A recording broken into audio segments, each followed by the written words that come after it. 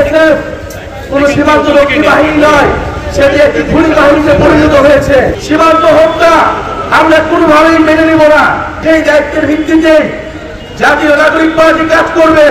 গত 54 বছর ধরে সীমান্তে মানুষ হত্যা হচ্ছে, নিরপরাধ বাংলাদেশি মানুষদেরকে, কৃষকদেরকে হত্যা করা হচ্ছে।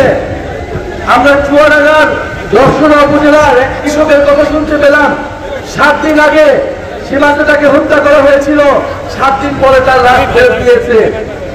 বিএসএফ কোন সীমান্তরক্ষী বাহিনী নয়, সেটি একটি খুনি বাহিনীতে পরিণত হয়েছে। বাংলাদেশের মানুষকে খুন করাই যেন তার একমাত্র দায়িত্ব।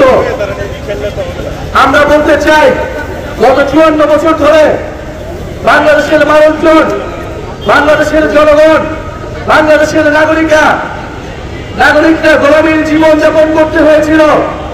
তাদের মানবিক মর্যাদা, সার্বভৌমত্ব, স্বাধীনতা বারবার ক্ষুণ্ণ হয়েছে ভারতীয় আধিপত্যবাদ দ্বারা।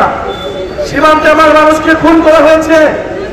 আমাকে আমার পানির চুক্তি, পানির ন্যায্য হিস্সা দেওয়া হয়নি এবং আমাকে রাজনৈতিকভাবে, অর্থনৈতিকভাবে, সাংস্কৃতিকভাবে বারবার অবলম্বন করা হয়েছে।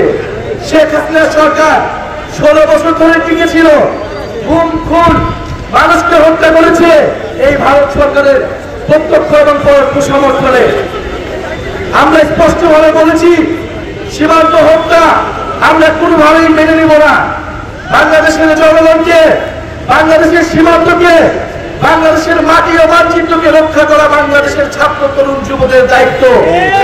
সেই দায়িত্ব আমরা নিয়েছি এবং সেই দায়িত্বের ভিত্তিতে জাতীয় নাগরিক পার্টি কাজ করবে।